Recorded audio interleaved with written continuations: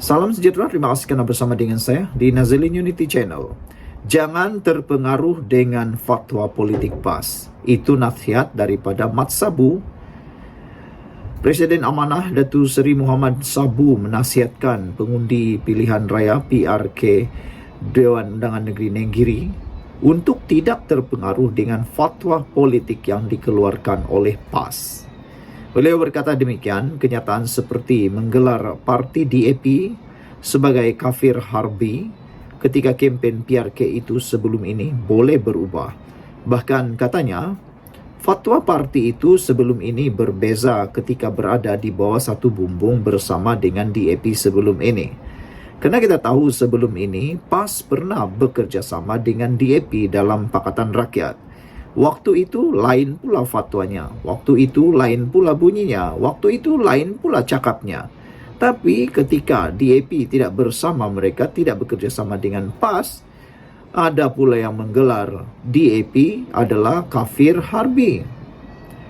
2 kali pilihan raya kita bersama PAS, bersama DAP pada PRU 2008 dengan 2013. Lim Guan Eng juga pernah dipuji seakan Umar Abdul Aziz. Pada tahun 2008 juga, berapa ramai wanita DAP pakai baju Nik Aziz, bekas Mursidul Ampas. Dan ramai juga pemimpin PAS pakai baju dan topi roket ketika itu tiada pun masalah, kata beliau lagi.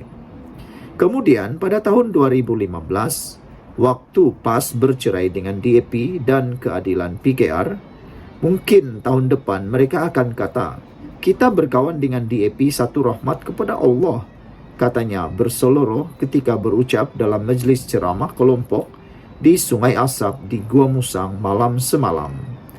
PRK Dun Nenggiri yang ditetapkan hari mengundi Sabtu ini menyaksikan pertembungan 1 lawan 1 antara calon Barisan Nasional BN Muhammad Azmawi Fikri Abdul Ghani yang mewakili Kerajaan Perpaduan dan calon PAS Muhammad Rizwadi Ismail. Oleh itu, Muhammad Sabu turut mengingatkan kepada pengundi yang beragama Islam agar tidak terpedaya dengan retorik politik itu. Sebaliknya, berpegang pada prinsip-prinsip agama yang tetap, kata beliau lagi. Muhammad juga mengatakan fatwa yang patut kita pegang seperti sembahyang, solat, puasa di bulan Ramadan, jangan minum arak, membayar zakat dan mengerjakan umrah.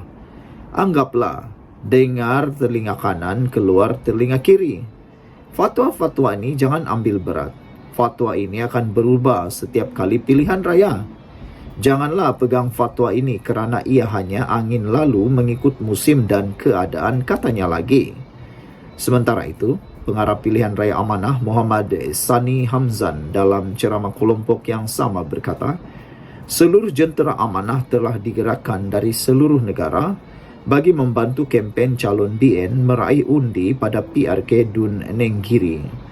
Dari Johor sehingga ke Perlis, kita kerahkan untuk berkempen dan berada di 4 pusat daerah mengundi PDM, iaitu Jeram Tekok, Bertambaru, Sungai Asap dan Jerek, untuk menggerakkan program dan aktiviti bagi membantu saudara Muhammad Azmawi Fikri, calon nombor 2, katanya lagi. Peringatan daripada Muhammad Sabu, Mat Sabu ni memang sangat jelas dan tidak berlapik-lapik. Beliau kata, jangan terpengaruh fatwa politik PAS. PAS ini pandai berubah-ubah. Dia mengikut musim dan mengikut pilihan raya. Nasihat daripada Mat Sabu ialah, jangan terpengaruh dan, kata beliau, dengar boleh tapi percaya jangan. Dan beliau juga kata, fatwa yang kita patut pegang ialah seperti sembahyang, solat, puasa di bulan Ramadan, jangan minum arak, membayar zakat, mengerjakan umrah. Beliau mengingatkan kepada para pengundi beragama Islam agar tidak terpedaya dengan retorik politik itu yang dibawakan oleh PAS, sebaliknya berpegang kepada prinsip-prinsip agama yang tetap. Kata Mat Sabu, anggap sajalah, dengar telinga kanan, keluar telinga kiri. Fatwa-fatwa ini jangan ambil berat. Fatwa ini akan berubah setiap kali pilihan raya.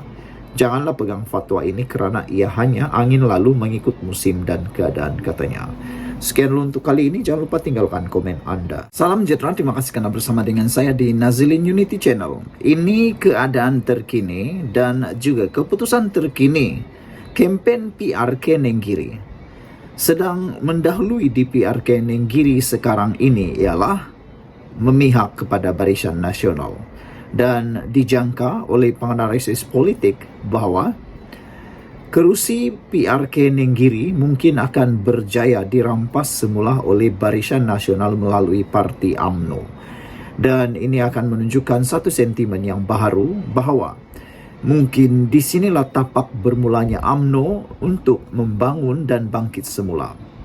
Namun demikian, ada netizen kata kalau UMNO menang di PRK Nenggiri, UMNO perlu memberikan kerja keras di kawasan itu, memajukan kawasan itu lebih maju daripada pimpinan PAS supaya ianya akan merebak ke kawasan-kawasan parlimen dan Dewan Undangan Negeri yang lain, kerusi yang lain, supaya mereka dapat merasakan betapa berbezanya pemerintahan UMNO Kerajaan Perpaduan berbanding dengan Kerajaan PAS Kelantan. Menurut penganalisis politik PRK Nenggiri, selepas seminggu kempen, mood ketika ini memihak kepada Barisan Nasional. Ini satu berita yang buruk dan amat mengejutkan kita semua, khususnya untuk pembangkang yang diketuai oleh Presidennya Muhyiddin Yassin, penerusinya Muhyiddin Yassin dan juga geng-geng yang lain. Selepas lebih seminggu berkempen, pilihan raya kecil PRK Dewan Undangan Negeri Dun Nenggiri dilihat memihak kepada Barisan Nasional BN pada ketika ini. Penganalisis politik dari Universiti Malaya, Dr. Muhammad Taufik Yaakob berkata, berdasarkan pemerhatian pihaknya yang telah turun padang di kawasan itu, ia disebabkan pengundi orang asli secara besarnya memihak kepada Barisan Nasional. Kedua, katanya, pengaruh bekas ahli Parlimen Gua Musang, Tengku Razali Hamzah yang masih lagi kuat di kawasan berkenan, khususnya di Nenggiri. Walaupun kawasan itu majoritinya orang Melayu, tetapi keadaan politik di Nenggiri atau Gua Musang itu, templatenya kita tak boleh samakan dengan Sungai Bakap, Kuala Kubu Baharu atau Pelangai. Setiap kawasan ada templat yang berbeza, kata beliau. Dalam tempoh minggu pertama ini, saya nampak Barisan Nasional mendahului kerana disebabkan deposit Barisan Nasional BN ada menerusi pengundi orang asli. Kedua, kekuatan dan pengaruh Tengku Razali Hamzah yang menyelinap di setiap peringkat akar umbi, katanya kepada Harian Metro. Bagaimanapun, katanya, keadaan politik itu juga boleh berubah pada bila-bila masa mengikut persepsi. Sebagai contoh, katanya, tawaran dikemukakan bagi menyelesaikan masalah tanah Lembaga Kemajuan Kelantan Selatan Kesedar dalam PRK Nenggiri.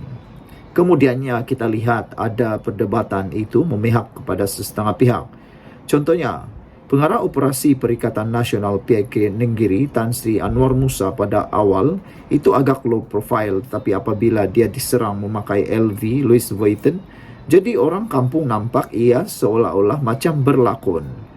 Serangan ini boleh berubah serta memberi persepsi yang berbeza dan boleh mempengaruhi kecenderungan keputusan pilihan raya di PRK Nenggiri, katanya. Sementara itu, Muhammad Taufik menyifatkan ahli Parlimen Machang, Wan Ahmad Faisal Wan Ahmad Kamal sebagai bongkak apabila secara terbuka mencabar Menteri Ekonomi Rafizi Ramli dan Menteri Komunikasi Fahmi Fadzil berdebat menentangnya seorang diri. Menurutnya, pelaksanaan debat bukanlah untuk mencari siapa individu yang hebat atau menang atau lebih unggul berbanding orang lain. Bagi saya, tak perlulah kedua-dua itu turun untuk berdepan dengan Wan Ahmad Faisal kerana kedua-dua ini level tahap menteri, bukan ahli parlimen biasa. Dan sebelum ini pun, Wan Ahmad Faisal hanyalah timbalan menteri belia dan sukan dalam kerajaan sebelum ini. Namun, kalau betul-betul nak buat debat, bagi saya ia mestilah ada impaknya kepada rakyat dan kita letakkan pemimpin yang sama taraf, katanya. Kemudian, Hasil daripada debat itu dapat dilaksanakan kepada dasar dan rakyat mendapat manfaatnya, bukan sekadar mencabar antara satu sama lain, katanya. Baru-baru ini, Wan Ahmad Faisal dilapor menyatakan beliau tidak kisah untuk melawan dua orang menteri daripada Kerajaan Perpaduan. Menerusi kemas kini di aplikasi X, Ketua Armada Bersatu itu menamakan Rafizi dan Fahmi untuk berdebat dengannya berkenaan topik Malaysia Airport Holdings Berhad yang didakwanya menjual saham kepada syarikat pro-Zionis. Rafizi sebelum ini mengajak Wan Ahmad Faisal untuk berdebat mengenai topik bagaimana merancangkan ekonomi dengan mencetak uang. Sekian dulu untuk kali ini. Jangan lupa tinggalkan komen anda, tekan butang subscribe. Bye. Salam sejahtera, terima kasih kerana bersama dengan saya di Nazilin Unity Channel. Satu lagi pendedahan yang menarik tentang Tun Dr. Mahathir Mohamad ialah bahawa segala usaha Tun Mahathir selama ini telah pun gagal, kata Puad Zarkasi. Sejauh mana anda bersetuju dengan pendapat ini? Kenyataan bekas Perdana Menteri Tun Dr. Mahathir Mohamad berhubung peletakan jawatan disebabkan Parti Pribumi Bersatu Malaysia Bersatu tidak mahu mendengar nasihatnya adalah bukti bahawa nasihat Tun Mahathir adalah tidak laku lagi. Sehingga ada netizen yang turut menulis dengan lebih lantang dan lebih keras. Mereka kata Tun Mahathir dengan tanda petik telah pun mati dan tidak relevan lagi. Mereka kata telah pun mati dari segi politiknya. Mereka kata dengan kekalahan teruk Tun Mahathir Mohamad di PRU di Langkawi bersama dengan Parti Pejuang dan juga anak-anak dan geng-gengnya telah menyebabkan Tun Mahathir mati secara politik di Malaysia. Ahli Majlis Kerja Tertinggi UMNO, Datuk Muhammad Dr. Puad Zarkasi berkata, kenyataan Dr. Mahathir itu benar, malah usaha mahu menjadi Perdana Menteri interim adalah bukti bahawa beliau sebenarnya enggan melepaskan jawatan tertinggi itu. Usaha Tun Mahathir untuk menjadi Perdana Menteri interim, kata Puad, adalah bukti bahawa sebenarnya Tun Mahathir tidak mahu langsung melepaskan jawatan itu, apalagi ingin memberikannya kepada Anwar Ibrahim. Tun Mahathir mempunyai sentimen untuk cuba menghalang sedaya upaya Anwar Ibrahim jadi Perdana Menteri. Malangnya, kesiannya, di saat Mahathir sudah tidak berdaya, di saat Mahathir kalah teruk dalam pilihan raya, waktu itulah Anwar Ibrahim bangkit sebagai orang yang telah dianiaya kini menjadi Perdana Menteri, bahkan lebih hebat daripada Perdana Menteri yang lain. Kata Puad lagi, itu pun gagal. Usaha mau jadikan Perdana Menteri, mahu jadi Perdana Menteri interim, terpaksalah dia letak jawatan. Ketika itu, Parti Keadilan Rakyat PKR dan DAP mahu Tun Mahathir kekal. Mahathir tubuh pejuang Parti Pejuang Tanah Air untuk kembali jadi Perdana Menteri. Tetapi masa telah pun berakhir, kata Puad Zarkasi. Segala-galanya gagal. UMNO tidak mati. Anwar dapat juga jadi Perdana Menteri dan anaknya Datuk Seri Mukhriz Mahathir pula tersisih.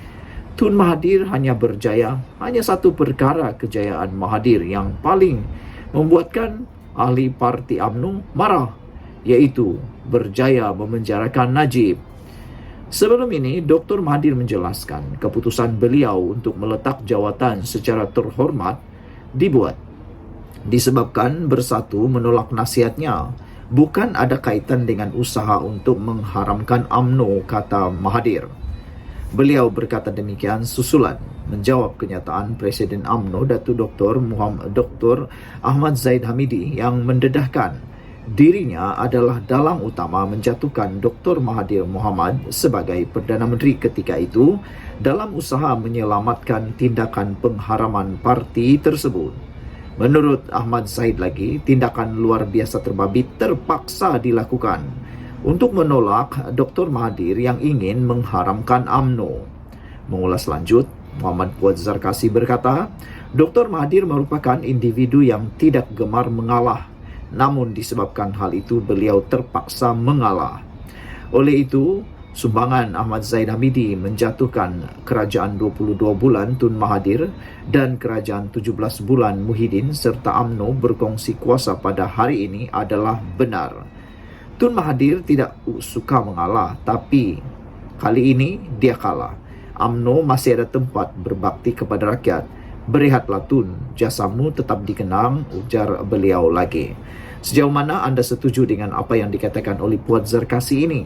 Secara keseluruhannya, tidak dapat dinafikan bahwa ada kebenaran apa yang Puan Zarkasi katakan ini, yaitu Tun Mahathir Mohamad hanya berjaya membuat satu perkara, memenjarakan Najib. Tetapi untuk dapat menghalang Anwar Ibrahim sebagai Perdana Menteri, itu jauh sekali daripada berjaya. Bahkan di saat Mahathir masih hidup, di saat Mahathir dapat memerhati lagi, Anwar Ibrahim menjadi Perdana Menteri. Sehingga ada netizen kata, mungkin itu ketentuan daripada ilahi, daripada Allah, supaya Mahathir dapat melihat, menonton betapa hebatnya Anwar Ibrahim menjadi Perdana Menteri. Tapi seperti yang dikatakan oleh Muhammad Fuad Zarkasi, baguslah, baiklah kalau Tun Mahathir berehat. Jasamu dikenang. Kita jumpa lagi. Jangan lupa tinggalkan komen Anda.